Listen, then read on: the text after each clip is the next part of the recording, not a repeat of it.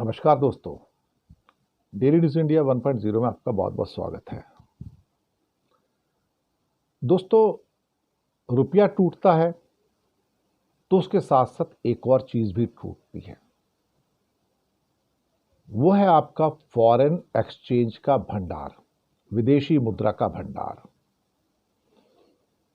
जब तक रुपया चढ़ रहा था, विदेशी मुद्रा का भंडार भी चढ़ रहा था और करीब 3 महीने पहले चढ़कर $705 बिलियन हो गया। रुपया तब ₹83.50, ₹83.60, ₹83.70, बस इसी के बीच में झूल रहा था। अचानक से फिर ट्रंप साहब जीत गए और दुनिया भर से डॉलर निकल निकल के अमेरिकी वॉल्ट्स में जाना शुरू हो गया। भारत से लोगों ने पैसा निकालना शुरू किया, निकालते गए। हालात ऐसे हो गए कि जो डोमेस्टिक इंस्टीट्यूशनल इन्वेस्टर्स थे, जो हमारे यहाँ के इन्वेस्टमेंट जो करने वाले थे, अब वो भी स्थिति को नहीं संभाल पा रहे थे। अब ऐसे में रुपया भी टूटना शुरू हुआ और टूटते टूटते ₹83.60 से ₹86 पे आ गया।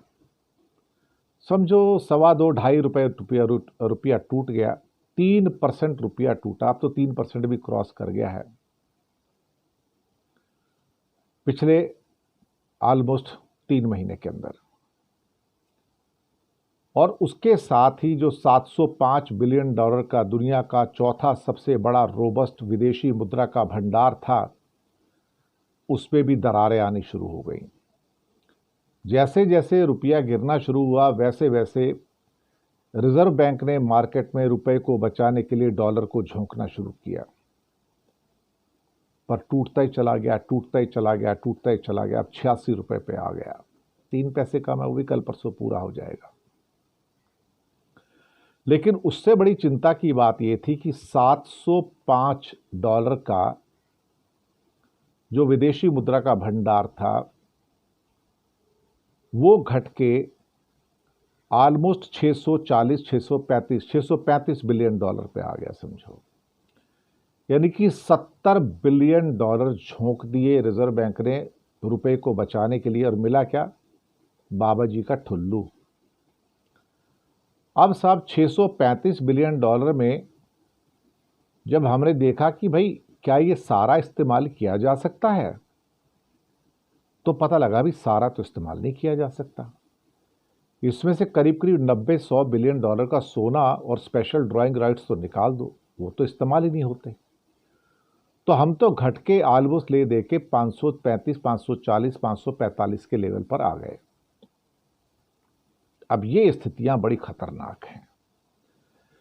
ये इसलिए खतरनाक है कि हमारा $70 बिलियन का तो 1 महीने का इंपोर्ट है, तो ये तो मुश्किल से 7.5 महीने का इंपोर्ट का पैसा बचा हमारे पास। और यही 90 दिन पहले, 3 महीने पहले, हमारे पास करीब करीब 11 महीने के इंपोर्ट का पैसा था। अब इतने डाउन हो गए साहब हम। तो डाउन होते होते अब हम 7.5 महीने के रिजर्व पे आ गए रियल टर्म्स में। अब यहां पर आरबीआई के माथे पर और वित्त मंत्रालय के माथे पर चिंता की रेखाएं आनी शुरू हो गई हैं कि भाई इससे नीचे गए तो कहीं ऐसा ना हो कि इंटरनेशनल मॉनेटरी फंड के सामने हाथ फैलाने पड़ जाएं। और सही बात तो यह कि जब तक ट्रंप साहब शपथ नहीं ले लेते तो रोज रुपया टूटता रहेगा। तो आप उम्मीद कर लीजिए और 10 दिनों में और 20, 25, 30 पैसे, 50 पैसे, हो सकता है ₹1, ये रुपया और टूट जाए। अब ₹86 का जो रेट हम जो बता रहे हैं जो मार्केट में है, तो वो मीडियम रेट है, वो मध्य रेट होता है। जब आप डॉलर खरीदने जाते हैं तो उसको ₹1.5 आपको फालतू देना पड़ता है, यानी कि 87, ₹87.5 में आप खरीद पाएंगे $1। और बेचने जाएंगे तो 50 पैसे, 75 पैसे कम बिकता है।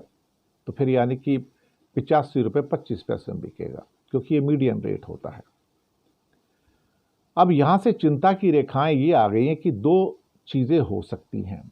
जो होने जा रही हैं। एक तो फॉरेन एक्सचेंज के, विदेशी मुद्रा के, जो आप विदेश जाते हैं घूमने के लिए या कोई चीज़ मंगाना चाहते हैं, पेमेंट करना चाहते हैं, अब उस पर बंदिशें आने जा रही हैं, कर्व जिसको कहते हैं, कि आप जब चाहें जैसे चाहें क्रेडिट कार्ड घुमाया और डॉलर में कुछ खरीद दिया या बाहर जाके कुछ पेमेंट कर दिया, वो अब नहीं होगा। उसके ऊपर अब रेस्ट्रिक्शंस आ जाएंगी और थोड़े हफ्तों के अंदर। दूसरी बात, इंपोर्ट के ऊपर रेस्ट्रिक्शंस आ सकती हैं कि आप क्या आयात करना चाहते हैं और क्या आयात नहीं कर सकते, उसके ऊपर भी काफ़ी रेस्ट्रिक्शंस आ सकती हैं। और सरकार फॉरेन एक्सचेंज शायद रिलीज़ ना करे उस मात्रा में जिस मात्रा में आप चाहते हैं, तो ये फ़र्क पड़ जाएगा, पहला वाला।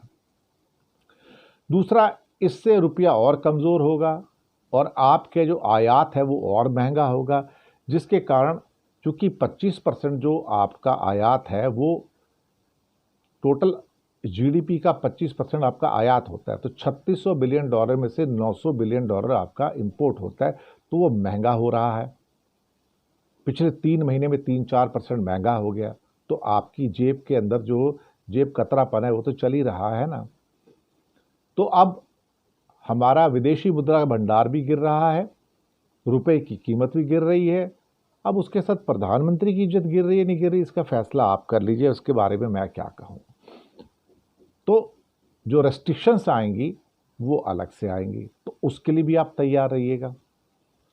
तो दिन तो बुरे ही हैं फिलहाल, और आने वाले दिन भी अच्छे लगते नहीं है। सरकार और आरबीआई अब थोड़े से पैनिक मूड में आ गई कि भाई यहाँ से रुपए को और विदेशी मुद्रा के भंडार को संभालना इतना आसान नहीं होगा, और कहीं ऐसा ना हो कि हमें कुछ महीनों बाद हाथ फैलाकर फिर से इंटरनेशनल मॉनेटरी फंड के सामने जाना पड़े, जैसे पाकिस्तान बांग्लादेश आते कि भाई साहब हमारी भी मदद करो, हमारे पास भी पैसे नहीं हैं, देखा जाए तो। शुक्रिया।